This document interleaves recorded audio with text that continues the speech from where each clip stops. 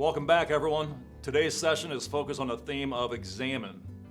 Now, why the word examine for a session on communication and marriage? Because if we want healthy communication, we need to regularly inspect the foundation of our conversations, how we communicate, how we listen, and how we respond to each other. Examining our communication helps us identify areas where we might have blind spots or habits that are quietly undermining our connection. It's true. Just like you would inspect the structure of a house to prevent cracks and damage, we need to examine the way we communicate in our marriages. Our goal is to help you uncover any weak spots or patterns that could actually be harming your relationship without you even realizing it. That's where our Grace Place tool comes in.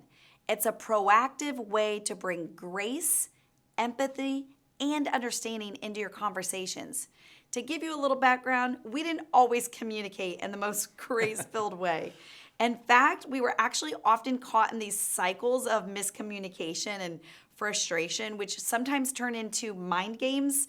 I'm sure some of you can relate with that. But I'd be busy with the kids, and Bill would often retreat into his work world when things got really tense. But I knew we both genuinely really wanted the best for each other.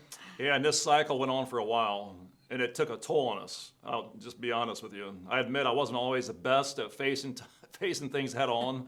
My idea of sending a message was just going quiet and hoping she'd read my mind.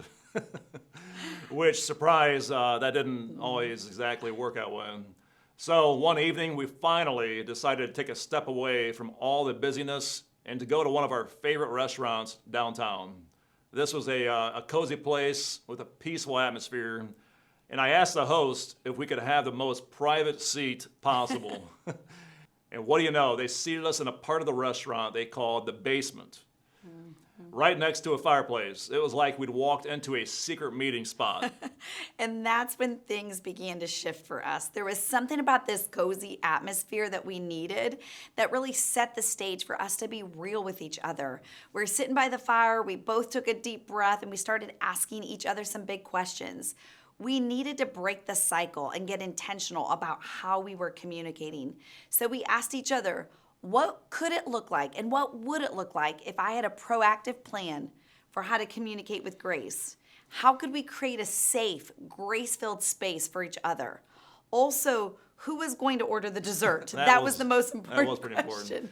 That conversation by the fireplace became a pivotal moment for us.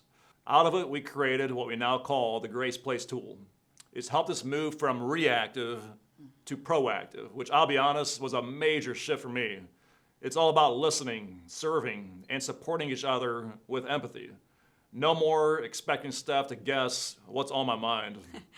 And the amazing thing is that this tool hasn't just helped our marriage, it's now being used to help others in their marriages, their friendships. See, the Grace Place tool is all about being proactive, bringing grace into every interaction, even those grace-required ones. So today we're excited to show you how this practically works. And as we said earlier, examining our communication is like inspecting the foundation of a house. If we're not intentional about checking for cracks or weak spots, they'll eventually lead to damage. Just like a house needs regular upkeep, so does our marriage. And the central ingredient in this examination is grace. Grace is what allows us to see past the surface and get to the heart of our communication. James 4:6 tells us that God gives grace to the humble. When we approach each other with this humility, we're actually building a marriage centered on grace and understanding. And the Grace Place tool is designed to create a safe, structured space for addressing blind spots in your relationship. The idea is to approach conversations with empathy, asking questions that allow you to seek first to understand. I'm going to say it again because that's so important for what we've seen in this communications is seeking first to understand. Intentionally creating a setting where both of you feel seen and heard. See, the Grace Place tool, it's a reminder to approach each other with a heart of grace and humility. So let's walk through what this actually looks like.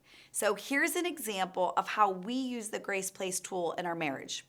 One evening, I'm feeling very overwhelmed with the responsibilities of work. Instead of just venting to Bill, we actually set aside time for a grace place conversation. Bill asked me what he was doing well in terms of support, and it brought me to a place of gratitude. It actually made me realize he was trying. It's good. And for me, it was about understanding how I could support Stephanie in ways that were meaningful to her. So instead of jumping in with my own ideas, which I love to do, I learned to listen to her needs, like taking on specific tasks around the house, as a reminder that my role isn't to fix, but to value and support her. In the Grace Place conversation, we ask questions like, how am I supporting you well? What could I do better to meet your needs? And by openly talking about these things, we actually were able to see where we needed to grow. For example, I learned that Bill really valued words of affirmation. While he understood those acts of service actually made me feel really supportive. The Grace Place tool is not just a one-time exercise, it's a process we keep coming back to. It's really helped us build teamwork, foster trust, and create a culture of open communication. The tool reminds us to see each other's strengths with grace, which has really transformed our relationship. See, studies show that couples who practice open and honest communication experience greater happiness and connections. That's exactly what we've seen in our own marriage. By choosing to examine our communication and really focus on grace, we're building that foundation of love and understanding. So now it's your turn. Take a time this week to have a Grace Place conversation. Reflect on where you're supporting each other well and be open about where you'd like to grow.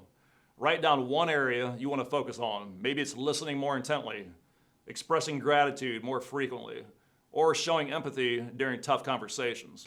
Use that Grace Place card as a reminder. Keep it somewhere visible, like in your journal. Come back to it as like a touchstone for your relationship. This isn't about perfection. It's about small, consistent steps of grace-filled communication. So in closing, remember, consistency compounds. Small acts of grace, practiced regularly, make a huge impact over time. Strive for progress, not perfection, and stay committed to the journey. Maybe you're here today feeling that your marriage could use more grace, a lot more grace, or just a complete reset in communication.